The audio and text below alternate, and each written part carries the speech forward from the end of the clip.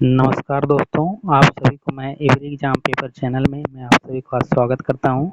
इस वीडियो में आज हम लोग देखेंगे जो 23 जुलाई का जो बिहार पुलिस का एग्ज़ाम हुआ था मुजफ्फरपुर ज़िले में। ये मुजफ्फरपुर ज़िले का क्वेश्चन है क्योंकि मैंने मुजफ्फरपुर ज़िला में ही एग्ज़ाम दिया था, तो ये मेरा ऑनेस्ट रिव्यू है। आप लोग जितने भी क्वेश्चन देखेंगे इस वीडियो में, ये टोटल वही क्वेश्चन है जो मुजफ्फरपुर ज़िले में बहुत सारे सेंटरों पर पूछा गया था, क्योंकि मैंने भी एग्ज़ाम दिया है और इसमें समय लगा है ये क्वेश्चन बनाने में, क्योंकि एक एक क्वेश्चन मैं अपना मेमोरी रिमाइंड करके बनाया हूँ कि कौन कौन क्वेश्चन आया था। तो आप लोग बहुत सारे वीडियो देखे होंगे जिसमें बहुत सारा क्वेश्चन बताए होंगे, लेकिन 90 से ऊपर क्वेश्चन किसी में नहीं बताए होंगे। तो मैं आप लोग को इस वीडियो में 90 से ऊपर क्वेश्चन, लगभग 95-96 क्वेश्चन आप लोग को बताऊंगा जो हूबहू एग्जाम में आया था। तो चलिए वीडियो को स्टार्ट करते हैं। सबसे पहला क्वेश्चन, मध्य प्रदेश में संगमरमर के पत्थर के लिए जो प्रसिद्ध पर्वत है उसके बीच से कौन सी नदी बहती है? ये क्वेश्चन था। हूबहू तो यही नहीं कह सकते हैं, लेकिन यही इसी टाइप का क्वेश्चन था। इसका जो आंसर होगा नर्मदा नदी होगा। दूसरा क्वेश्चन है, राउरकेला कहाँ है? राउरकेला उड़ीसा में पड़ता है। तीसरा क्वेश्चन था, हिंडाल्को एल्यूमिनियम स्मेल्टिंग फैक्ट्री का सही युग्म चुने। मतलब 4 ऑप्शन था जिसमें स्टेट का नाम दिया हुआ था और स्टेट में जहाँ एल्यूमिनियम स्मेल्टिंग फैक्ट्री लगा हुआ है वह जगह का नाम था। तो इसका जो आंसर होगा उड़ीसा और हीराकुड होगा। तीसरा, यूएसए का फुल फॉर्म पूछा गया था, यूनाइटेड स्टेट्स ऑफ अमेरिका, आप लोग जानते होंगे। यहाँ पर कंफ्यूजन के लिए वहाँ पर यूनाइटेड स्टेट ऑफ अमेरिका दिया हुआ था, लेकिन आंसर होगा यूनाइटेड स्टेट्स ऑफ अमेरिका। और पांचवा है, no tax without American representative, यानी कि बिना अमेरिका के प्रतिनिधित्व के कोई टैक्स नहीं दिया जाएगा। ये किस एक्ट में या किस आंदोलन के दौरान ये स्लोगन शुरू किया गया था? ये स्टाम्प एक्ट हुआ था अमेरिका स्वतंत्रता संग्राम के दौरान, उसी के टाइम का ये स्लोगन था।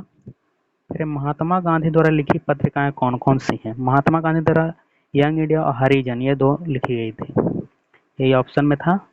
फिर विक्रमशिला डॉल्फिन अभ्यारण्य कहाँ है? विक्रमशिला डॉल्फिन अभ्यारण्य बिहार में है। फिर कुंभ मेला कहाँ कहाँ लगता है? तो देख लीजिए, इलाहाबाद, हरिद्वार, उज्जैन, नासिक, ये क्वेश्चन आए हुए थे, यहाँ यहाँ लगता है। फिर कौन सा बाघ अभ्यारण्य नहीं है? ये बहुत सारे क्वेश्चन आप लोगों को देखने को मिला होगा बहुत सारे वीडियो में, लेकिन इस तरह का क्वेश्चन आप लोगों को नहीं देखने को मिला होगा। केवलादेव अभ्यारण्य, क्योंकि बहुत सारे टीचर इजी क्वेश्चन ही बता रहे हैं। मेरठ संयंत्र केस में किस संघ के क्रांतिकारियों को गिरफ्तार किया गया था? ये क्वेश्चन आप लोगों को देखने को नहीं मिला होगा, लेकिन ये आपको एग्जाम में पूछा गया था। मुजफ्फरपुर जिला में साम्यवादी दल के नेताओं को गिरफ्तार किया। फिर है छंद, ये तो 80 क्वेश्चन में आ गए। इससे चलते हैं 11वां क्वेश्चन पर। 11वां क्वेश्चन था कि कोयला उत्पादन में भारत का रैंक क्या है? तो वर्ल्ड में दूसरा नंबर पर कोयला उत्पादन में भारत है। फिर है मक्का के लिए सबसे उपयुक्त मिट्टी। मक्का के लिए सबसे उपयुक्त मिट्टी है पुरानी जलोढ़। ऑप्शन में पुरानी जलोढ़ मिट्टी दिया हुआ था, तो आंसर में यही होगा पुरानी जलोढ़। फिर अगला क्वेश्चन था, ईमेल के लिए कौन सी पद्धति अपनाई जाती है? मतलब ईमेल को भेजने के लिए या रिसीव करने के लिए कुछ ऐसा दिया हुआ था। उसमें 4 ऑप्शन था, SMTP था, HTTP था, URL था। तो इसका जो सही आंसर है SMTP होगा। फिर कंप्यूटर से एक क्वेश्चन और था कि MS वर्ड में पेज से रिलेटेड कुछ चेंज करने के लिए कौन सा फॉर्मेट इस्तेमाल किया जाता है? तो ऑप्शन मैंने तो इंटरनेट पर खोजा था, तो उसका सही जवाब मुझे नहीं मिला, मतलब पूरा बढ़िया से, इसलिए मैंने यहाँ पर लिखा नहीं था, लेकिन क्वेश्चन यही था, MS वर्ड में पेज फॉर्मेटिंग से रिलेटेड कोई क्वेश्चन था। फिर अगला क्वेश्चन है, सबसे ज़्यादा रोजगार किस क्षेत्र में है?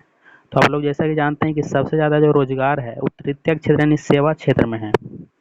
फिर दिया सलाई किसकी आत्मकथा है? तो आप लोग जानते होंगे या कहीं पढ़े होंगे, नहीं पढ़े हैं तो आप लोग पता लग गया होगा आज। कैलाश सत्यार्थी, दिया सलाई के आत्मकथा उन्हीं का है, कैलाश सत्यार्थी का। ये पूरा एग्जाम में जो क्वेश्चन आया हुआ है वही क्वेश्चन मैंने यहाँ पर लिखा है अपने से याद कर करके, क्योंकि मैंने भी एग्जाम दिया था। लास्ट में मैं अपना स्कोर भी बताऊंगा कि मेरा कितना आ रहा है। भारत की सबसे पुरानी भौगोलिक संरचना कौन है?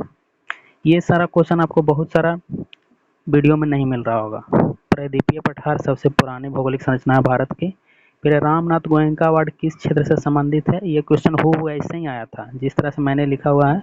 रामनाथ गोयनका अवार्ड किस क्षेत्र से संबंधित है? पत्रकारिता से, यानी कि जर्नलिज्म। फिर है टेनिस, यहाँ टेबल टेनिस नहीं होगा, टेनिस में भारत के दिया हुआ था 2024 तक की टेनिस में अब तक के 2024 में सबसे ज़्यादा रेटिंग वाले खिलाड़ी तो साथियान गणेशकरण होंगे इसका आंसर, या मुझे थोड़ा सा डाउट लग रहा है तो, लेकिन क्वेश्चन यही था। ऑप्शन आप लोग देख लीजिएगा, न्यूटन सेकंड लॉ के हिसाब से सही कौन है, इसी तरह से क्वेश्चन था। तो यहाँ पर बल नहीं होगा, द्रव्यमान और वेग का गुणनफल आपका फर्स्ट ए में था, आपका ए में, ए ऑप्शन में था। द्रव्यमान और वेग का गुणनफल बल नहीं होगा, यहाँ पर गलती से लिखा गया है। द्रव्यमान और वेग का गुणनफल न्यूटन के सेकंड लॉ में है। फिर है 21 नंबर क्वेश्चन पर चलते हैं। 21 नंबर क्वेश्चन है आपका कि अस्थायी तत्व का इलेक्ट्रॉनिक विन्यास क्या है। मतलब दिया हुआ था कि अस्थायी तत्व कौन है जिसका इलेक्ट्रॉनिक विन्यास क्या क्या होता है अस्थायी तत्व में। तो 2, 8, 8 अगर जिन्होंने भी टिक किया तो उनका सही है। अस्थायी विन्यास में यानी जो अस्थायी तत्व होते हैं उनके लास्ट में 8 इलेक्ट्रॉनिक विन्यास होता है, वो ज़्यादा अस्थायी होते हैं। अगला क्वेश्चन है कि एक ही आवाज़ कई बार सुनाई देने पर होता है ना, कि मतलब एक ही कोई बंद कमरा या बहुत सारा हॉल टाइप का बना हुआ, उसमें अगर आप चिल्लाएंगे तो आवाज़ टकरा कर वापस आती है। तो पूछ रहा था कि उसमें क्या होता है, ध्वनि का परिवर्तन होता है, अपवर्तन होता है। तो यही था, तो इसमें ध्वनि का परिवर्तन होता है। फिर 23 नंबर क्वेश्चन है, लाल प्रकाश का तरंगदैर्घ्य से रिलेटेड क्वेश्चन था। मैं आपको हूबहू बताता हूँ क्या क्वेश्चन था। दिया हुआ था कथन में कि लाल प्रकाश का जो तरंगदैर्घ्य है वो सबसे ज़्यादा होता है। कारण में दिया हुआ था कि लाल तरंग का तरंगदैर्घ्य छोटा होता है तथा इसका यह प्रकाश बहुत ज़्यादा प्रकीर्णित होती है, बहुत ज़्यादा मतलब फैलती है, दिया हुआ था। तो देखिए जो आर है वो गलत होगा, क्योंकि प्रकाश प्रकीर्णित होती है लेकिन सबसे छोटा नहीं होता है इसका तरंगदैर्घ्य, सबसे ज़्यादा होता है। तो ए सही होगा और आर गलत होगा। फिर कौन पौधों में वृद्धि करने वाला हार्मोन नहीं है, ऐसा ही क्वेश्चन था। तो एब्सिसिक अम्ल जिन्होंने भी मारा था, ये बी ऑप्शन में था, मुझे अभी भी याद है। एब्सिसिक अम्ल या एब्सिसिक एसिड जिन्होंने भी मारा उनका सही है, यह पौधा की वृद्धि में शामिल नहीं होता। फिर जैंथियम और पैंथेरियम क्या है, एक प्रकार का खरपतवार होता है, आप लोगों ने पढ़ा होगा बायोलॉजी में। फिर अंडाशय में शुक्राणु कितने दिनों तक जिंदा रहता है, इस भी कथन कारक का ही क्वेश्चन था। ये पहला कथन था कि अंडाशय में शुक्राणु 24 घंटा तक जिंदा रहता है, और कारण में दिया हुआ था कि ये 2 हफ्ता से ऊपर तक जिंदा रहता है। तो आर तो गलत हो जाएगा और ए सही हो जाएगा। फिर विभाज्योतक उत्तक, ये पादप से रिलेटेड क्वेश्चन था। विभाज्योतक उत्तक में पूछा गया था कि ये पौधों में वृद्धि के लिए सहायक होता है, और कारण में दिया हुआ था कि ये मोटाई में वृद्धि करता है। तो दोनों सही है, ए भी सही है, आर भी सही है, लेकिन आर जो है ए का सही व्याख्या नहीं करता। फिर है ZN और HCl के रिएक्शन में कौन सा गैस निकलता है, मतलब ये दोनों जब रिएक्ट करते हैं तो कौन सा गैस निकलता है। तो इसमें आप लोगों ने ये पढ़ा भी होगा ZnCl2 इस तरह का, जब जिंक और हाइड्रोक्लोरिक अम्ल मिलते हैं तो हाइड्रोजन गैस निकलता है। फिर एक क्वेश्चन और था, घटते क्रम में प्रतिक्रियाशील का चयन करें, मतलब घटते क्रम में बताइए कि कौन कौन प्रतिक्रियाशील हैं, सबसे बड़ा से छोटा की तरफ जाना है। तो सबसे ज़्यादा प्रतिक्रिया होता है सोडियम में, फिर मैग्नीशियम में, फिर कैल्शियम में और फिर लोहा में। ये क्वेश्चन बनाने में बहुत सारा को कन्फ्यूजन हुआ होगा, लेकिन जो ध्यान से मारे होंगे तो यही आंसर होगा। अब क्वेश्चन चलते हैं 30 नंबर पर कि सिक्कों की ढलाई कहाँ होती है। सिक्कों की ढलाई 4 जगह होती है पूरे इंडिया में, मुंबई, हैदराबाद, कलकत्ता और नोएडा। ये वो क्वेश्चन मुंबई, हैदराबाद, कलकत्ता ये तीनों चारों ऑप्शन में था, लेकिन लास्ट वाले में किसी में नोएडा कर दे रहा था, किसी में चेन्नई कर दे रहा था। तो जो नोएडा है लास्ट में वही आंसर होगा। फिर सूर्य और चंद्रमा से रिलेटेड मिलाने वाला दिया हुआ था कि सूर्य क्या है, और चंद्रमा के बारे में दिया हुआ था 3 तो सूर्य चंद्रमा से रिलेटेड क्वेश्चन था। इसमें दिया हुआ था कि चंद्रमा 1/6 होता है, इसका जो वजन होता है चंद्रमा पर। और सूर्य दिया हुआ था कि ग्रहों को ये सूर्य जो है ग्रहों को क्या करता है, कंट्रोल करता है, मतलब गुरुत्वाकर्षण के कारण ही ग्रह इसके चारों ओर घूमते हैं। इसी टाइप का मिलान करने वाला था। और फिर अगला क्वेश्चन 32 नंबर है कि मित्र राष्ट्र कौन थे वर्ल्ड वार में, विश्व युद्ध में मित्र राष्ट्र कौन कौन थे। तो ब्रिटेन, फ्रांस, सोवियत संघ, अमेरिका, ये जिस ऑप्शन में होंगे वही आंसर होगा। फिर इलेक्ट्रिक बल्ब का आविष्कार, तो एडिसन, थॉमस अल्वा एडिसन जानते होंगे आप। केमिस्ट्री से क्वेश्चन था 34 नंबर में, सहसंयोजक बंध कोवैलेंट बॉन्ड के बारे में पूछा गया था। ये तो मैं जान रहा हूँ, कोवैलेंट बॉन्ड के बारे में पूछा गया था। इसमें कथन सिर्फ दिया हुआ था, 4 कथन दिया हुआ था, पूछ रहा था कि कौन सही नहीं है इसके बारे में। फिर है एक और क्वेश्चन बहुत अलग टाइप का था कि समाज में अधिकतर पीढ़ी में क्या संचारित होता है, मतलब पूछ रहा था कि समाज में ऐसा क्या है जो पीढ़ी दर पीढ़ी स्थानांतरित होता है, मतलब एक पीढ़ी से दूसरी पीढ़ी। और ऑप्शन ऐसा दिया हुआ था कि लग ही नहीं रहा था कि ये साइंस का क्वेश्चन है कि सोशल साइंस का क्वेश्चन है, मतलब लग ही नहीं रहा था। तो इसमें जो ऑप्शन मैंने मारा था वो मारा था लैंगिक समानता, कि लैंगिक समानता ज़्यादातर पीढ़ी में संचारित होता है। फिर है इंटरनेशनल वुमेन डे, ये तो 8 मार्च को मनाया जाता है, ये भी पूछा गया था। किसान सभा 1929 में इसका स्थापना हुआ था, सहाजानंद सरस्वती किए थे। भयानक अकाल भारत में कब पड़ा था, कब हुआ था? 1943 के बंगाल में हुआ था भयानक अकाल सबसे भारत में। फिर तिलका मांझी पूछ रहा था कि कौन से जाति से हैं, तो संथाल जाति के थे। ये एक प्रकार का जो होता है आपका एसटी से रिलेटेड जो होते हैं जाति, ये संथाल में आते हैं। हिमाचल प्रदेश का दूसरा राजधानी ये धर्मशाला को कहते हैं, ये भी पूछा गया था। अब चलते हूँ 41 नंबर पर। 41 नंबर क्वेश्चन पर चलते हैं। महाराजा दिव्येंद्र सिंह स्टेडियम, ये पूछा गया था कि ओडीआई जो वर्ल्ड कप हुआ था हाल ही में महिला वाला, या उसका जो फाइनल मैच है वो महाराजा दिव्येंद्र सिंह स्टेडियम में खेला गया था, वो कहाँ है? तो पंजाब में पड़ता है। पंजाब जिन्होंने मारा वो उनका सही है। स्वर्ण मंदिर में किस संत ने सहयोग दिया था? देखिए, स्वर्ण मंदिर में बहुत सारे राजाओं का और सहयोग था, लेकिन पूछ रहा था कि कौन से संत का इनमें योगदान था, तो मियाँ मीर, ये पहला ऑप्शन में था। ए नंबर में था मियाँ मीर, 2 में बाबा फरीद थे, तो मियाँ मीर आपका सही आंसर है। फिर है एक इंडिविजुअल से जन्म लेने वाली, एक बायोलॉजी से क्वेश्चन था, और इसका चारों ऑप्शन मतलब मुझे लग रहा था कि क्वेश्चन ही गलत है। मतलब क्वेश्चन इस प्रकार सा था कि एक इंडिविजुअल से कोई जन्म लेता है कोई पेरेंट सेल से, तो उसको क्या कहते हैं? ऑप्शन में दिया हुआ था बर्डिंग था, रीजेनरेशन था, इस टाइप का था। तो मैंने उसका आंसर भी खोजने का प्रयास किया लेकिन नहीं मिला, तो इसलिए मैंने यहाँ पर नहीं लिखा, लेकिन क्वेश्चन उसी प्रकार का था। फिर बंगाल विभाजन के समय कौन सा गवर्नर जनरल था? ये तो कर्जन हो जाएगा। फिर सहायक संधि किसके समय में, कौन जनरल के समय में हुआ था? तो लॉर्ड बेलेजली के समय में हुआ था। फिर हिरासत में दोष सिद्धि से संबंधित, यानी कि अगर कोई व्यक्ति को हिरासत में ले लिया जाता है तो उसको क्या क्या अधिकार हैं, लेकिन पूछा गया था कि क्या अधिकार नहीं है, वो टिक करना था। तो इस तरह से क्वेश्चन था। फिर संसद किसे हटा सकती है, ये भी क्वेश्चन था। आप लोगों को याद आ रहा होगा कि संसद किसे हटा सकते हैं। मैंने इस तरह नहीं लिखा, मैंने यहाँ पर आंसर इसलिए नहीं लिखा है क्योंकि इसका स्पष्ट आंसर मुझे नहीं मिला है। मिश्र धातु को क्यों तार में यूज किया जाता है, मतलब जो वायर होता है उसमें मिश्र धातु का उपयोग किया जाता है, तो कह रहा क्यों किया जाता है? इसका सही आंसर होगा फर्स्ट नंबर ए ऑप्शन में था, ऑक्सीकरण से बचाता है तार को, इसलिए इसका यूज किया जाता है। फिर स्थिरता पर गैस से गतिज ऊर्जा क्या होती है, मतलब स्थिरता पर अगर गैस निकलेगा तो गतिज ऊर्जा क्या होता है? घटता है, बढ़ता है, स्थिर रहता है, या कुछ नहीं होता है? इसका सही आंसर है घटता है। फिर पेलाग्रा एक बीमारी है जो किसकी कमी से होता है? तो नियासिन के कमी से होता है, ये ऑप्शन में था। एक और क्वेश्चन मतलब बहुत अलग लगा मुझे, पूछा हुआ था कि हवा क्या है? तो ऐसा तो सबको पता है कि हवा एक मिश्रण है गैसों का, लेकिन पूछा हुआ था कि हवा किसके लिए, मतलब कैसा घटक जैव है, पूछा हुआ था सर्वव्यापी है, लोकलाइज्ड है, इस तरह का पूछा हुआ था, तो मैंने सर्वव्यापी मारा हूँ। ये आंसर सही है सर्वव्यापी, क्योंकि सबके लिए उपलब्ध है, ऐसा ही कोई ऑप्शन था। अब चलते हैं नेक्स्ट क्वेश्चन की तरफ। पूछा हुआ था कि गीतांजलि जो है किनके द्वारा लिखा गया है? तो रविन्द्रनाथ टैगोर के द्वारा लिखा गया है। 53 नंबर में क्वेश्चन था कि 1972 में रामधारी सिंह दिनकर को किस रचना के लिए अवार्ड मिला था? ये यहाँ पर लिखा हुआ था कोई जनपीठ अवार्ड या ज्ञानपीठ अवार्ड था, लेकिन मैंने जब सर्च किया था 1972 में रामधारी सिंह दिनकर को कौन सा अवार्ड मिला था, किसके लिए? तो रश्मि रथी के लिए इनको मिला था 1972 में अवार्ड।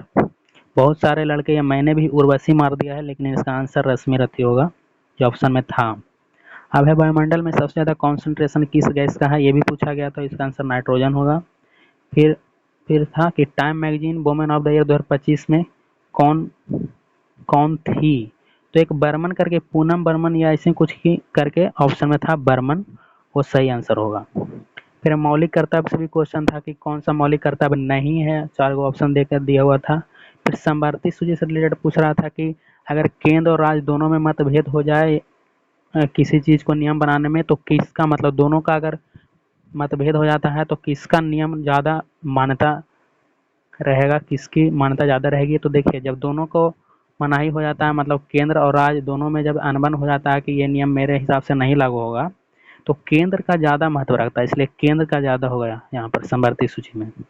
यही पूछ रहा था ऑप्शन में। फिर बिहार में किस उत्सव पर एक जानवर को पूजा जाता है और यह कृषि से संबंधित है? तो देखिए यहाँ पर 4 ऑप्शन था इस क्वेश्चन में। एक था मकर संक्रांति, एक था सोहराय, एक था कर्मा पूजा और एक था तीज। तो तीज और कर्मा पूजा तो गारंटी नहीं होगा, क्योंकि एक भाई के लिए किया जाता है, एक पति के लिए किया जाता है, ये तो होगा नहीं। फिर था मकर संक्रांति। तो मकर संक्रांति तो आप लोग जानते हैं कि पतंग वतंग उड़ाया जाता है। तो बच गया आपका सोहराय, तो सोहराय इसका आंसर होगा। ये सही है, मैंने नेट पे भी इसका सर्च किया था।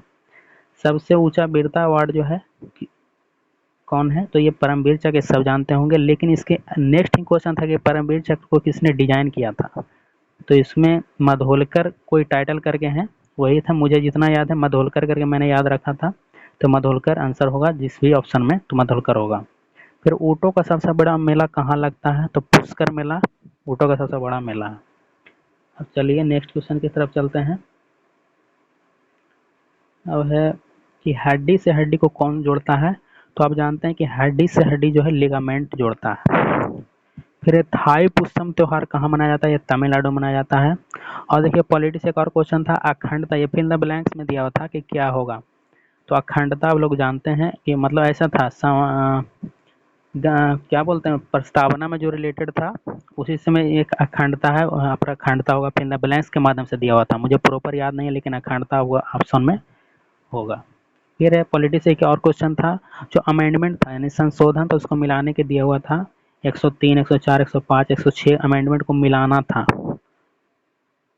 फिर है आर्टिकल 19 से रिलेटेड कौन सही नहीं है, ये भी पूछा था। तो मुझे याद है कि अल्पसंख्यक से रिलेटेड कुछ दिया हुआ था एक ऑप्शन में, तो वो नहीं होगा। फिर था गवर्नर को किस अनुच्छेद में, मतलब एक क्वेश्चन था पॉलिटी से कि गवर्नर को किस अनुच्छेद में यह शक्ति प्राप्त है कि वह विधानमंडल या विधान परिषद को बैठक के लिए बुला सकता है? तो 176 होगा इसका सही आंसर। फिर गवर्नर पूछ रहा था कि head of executive power in India, मतलब स्टेट में एग्जीक्यूटिव पावर किसके पास होता है? तो आपका गवर्नर होगा सही आंसर। फिर डायनामो का, ये देखिए इंग्लिश में चलेंगे तो डायनामो का प्लूरल पूछा होता है, इसका आंसर डायनामोज हो जाएगा। इंग्लिश में एक सुपरलेटिव डिग्री पूछा हुआ था, उसका सही आंसर द शॉर्टेस्ट हो जाएगा। तो चलते हैं 71 नंबर क्वेश्चन पर। 71 में था विजनरी का मीनिंग। विजनरी का मीनिंग, तो देखिए विजनरी का मीनिंग होता है जो दूरदर्शी सोच रखते हैं। तो ऐसा सोचिए कि जो दूरदर्शी सोच रखते हैं उसी को विजनरी कहते हैं। तो इसका सही ऑप्शन डी नंबर होगा, क्योंकि डी नंबर में इसका सही मीनिंग दिया हुआ था दूरदर्शी का। उसमें दिया हुआ था जो आगे की ओर सोचते हैं, जो मतलब एक बहुत ही अच्छा दृष्टिकोण रखते हैं। तो सही आंसर डी होगा, डी में ऑप्शन था वो। फिर एक और अफर्मेटिव सेंटेंस में चेंज करने का दिया हुआ था, ये तो गारंटी नहीं कर सकता कि ऐसा ही था, लेकिन it is not so great as he, ऐसे ही करके कुछ था। तो इसका सही आंसर है he is greater than it, इस तरह का ऑप्शन होगा। फिर फ्रोस्ट का प्रीफिक्स, फ्रोस्ट दिया हुआ था एक शब्द, उसमें पूछ रहा था कि कौन सा प्रीफिक्स इसको सुटेबल फिट बैठेगा। तो सही आंसर डी, डी में डी ई करके डी फ्रोस्ट होगा इसका प्रीफिक्स, आंसर ये होगा। फिर मेजर ध्यानचंद अवार्ड 2024 में किनको मिला था? 4 ऑप्शन में, तो हरमनप्रीत सिंह दिया हुआ था, यही होगा। फिर स्पेशल विंटर ओलंपिक 2025 में इंडिया ने कितने मेडल जीते थे? ये भी था ऑप्शन में, तो इसका सही आंसर कितना? 33 हो जाएगा। स्विमिंग चैंपियनशिप कहाँ हुआ था 2025 में? तो गोवा में स्विमिंग चैंपियनशिप हुआ था। और शांति स्वरूप भटनागर पुरस्कार कौन देता है? तो ये विज्ञान से रिलेटेड है, इसको CSIR प्रदान करता है। फिर इंडियन वुमेन क्रिकेट टीम के कप्तान कौन है? तो हरमनप्रीत कौर, ये आपका सही आंसर हो जाएगा। और इसरो ने मार्च 2025 तक कितने देशों का सैटेलाइट लॉन्च किया है? ये भी क्वेश्चन था, इसका सही आंसर 34 होगा। चलिए नेक्स्ट क्वेश्चन की तरफ चलते हैं। 80 नंबर, 80 नंबर क्वेश्चन चलते हैं। देखिए छंद, हिंदी में छंद से रिलेटेड एक क्वेश्चन था और पर्यायवाची शब्द पुत्र का पूछा गया था। तो पुत्र का यहाँ पर सूत्र मैंने लिख दिया है, छंद का मुझे याद नहीं कि क्या पूछा गया था छंद में। और ये भी पूछा गया था कि कौन सा शब्द में लिंग नहीं है, मतलब ना पुल्लिंग है ना स्त्रीलिंग है, वो शब्द चुनना था उसमें।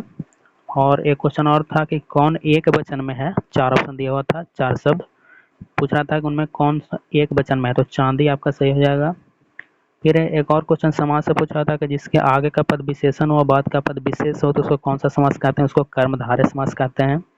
फिर हिंदी साहित्य में नाटक को सर्वप्रथम किसने स्टार्ट किया था, मतलब ऐसा पूछे कि नाटक को मतलब पूरे पूरे देश में प्रसिद्ध किया था किन्होंने सर्वप्रथम, तो वो थे भारतेंदु हरिश्चंद्र। फिर है मैथ से आ रहा है, मैथ में तो एपी एपी से एक रिलेटेड क्वेश्चन था, उसका सही आंसर 0 होगा। सम चतुर्भुज से एक क्वेश्चन था, उसका सही आंसर 160 मीटर स्क्वायर होगा। एक था क्वेश्चन कि 8 से भाज्य कौन कौन सी संख्या है, तो ये 1208 था, ए नंबर ऑप्शन में। एक प्रॉफिट लॉस से क्वेश्चन था। तो 89 क्वेश्चन देख लीजिए, एक्यूरेट मैंने बताया, ये सब पूछे गए एग्जाम में। और मैं आप लोग को और बताता हूँ, 90 नंबर एक पाइप और सिस्टम से भी क्वेश्चन था, और एक टाइम एंड वर्क से भी क्वेश्चन था मैथ में, एक CI/SI का मिक्स क्वेश्चन था, और मैथ में एक क्वेश्चन और था जो मुझे याद नहीं है लेकिन था। टोटल 8 क्वेश्चन थे मैथ से।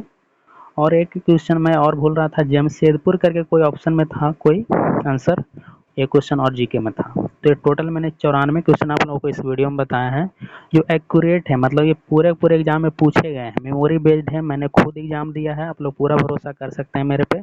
जिन्होंने भी मुजफ्फरपुर जिला में जिनका भी एग्जाम था, वो इस बात से पूरा एग्री करेंगे कि जितने भी क्वेश्चन हैं इस वीडियो में, ये सब आए हुए हैं आपके एग्जाम में।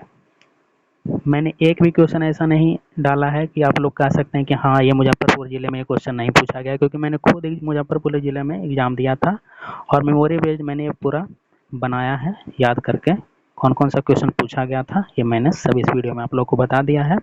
और ये वीडियो आप लोग के आगे के जो एग्ज़ाम है, मान ली कोई देख रहे हैं, तो जिनका आगे का एग्ज़ाम है उनके लिए भी ये थोड़ा बेनिफिट करेगा, क्योंकि किस तरह से क्वेश्चन आ रहा है। अगर मैं थोड़ा समरी कर दूं कि किस तरह से क्वेश्चन आया है, तो साइंस थोड़ा मतलब ठीक ठाक आया है, कथन से रिलेटेड मिलान करने वाला। पॉलिटी भी थोड़ा ठीक ठाक आया है, और इजी भी क्वेश्चन है। स्टैटिक पार्ट थोड़ा इजी है, लेकिन हिंदी हिंदी थोड़ा हार्ड दिया हुआ है, तो आप लोग देख लेंगे थोड़ा सा। और बाकी मैथ मैथ थोड़ा, जो पहले 4 या 5 मैथ पूछा था, इस बार 7 या 8 मैथ पूछ रहा है हर शिफ्ट में या हर जो एग्ज़ाम ले रहा है उसमें। और देखिए, किसी किसी एग्ज़ाम में किसी किसी ज़िला में बिहार से रिलेटेड क्वेश्चन था, तो मेरे ज़िला में यानी मुजफ्फरपुर ज़िला में ज़्यादा क्वेश्चन बिहार से रिलेटेड नहीं था, तो ऐसा समझिए। अगर मैं समरी की बात करूँ ये पूरे एग्ज़ाम के, तो ना ज़्यादा हार्ड था और ना ही ज़्यादा इजी था, या मॉडरेट एग्ज़ाम था। अगर आप लोगों ने 60 के आसपास भी स्कोर कर दिया होगा तो आप लोग सेफ जोन में हैं, तो ज़्यादा चिंता ना करें। और मैं अपना स्कोर बताऊं तो मेरा 63 सही है, और देखिए 63 में क्या होता है, लेकिन ज़्यादा चांस है कि हो जाना चाहिए 63 में, क्योंकि पिछली बार मैंने भी दिया था तो उस टाइम मुझे 69 सही हुआ था। इस बार 63 हुआ है, क्योंकि पेपर थोड़ा टफ था इस बार का। ये आप लोगों को बता रहा हूँ, क्योंकि इस बार का जो लेवल है थोड़ा अच्छा है। तो चलिए मिलते हैं नेक्स्ट वीडियो में, तब तक के लिए धन्यवाद। अगर आप चैनल पर नए हैं तो चैनल को सब्सक्राइब कर दें और वीडियो को लाइक कर दें। धन्यवाद।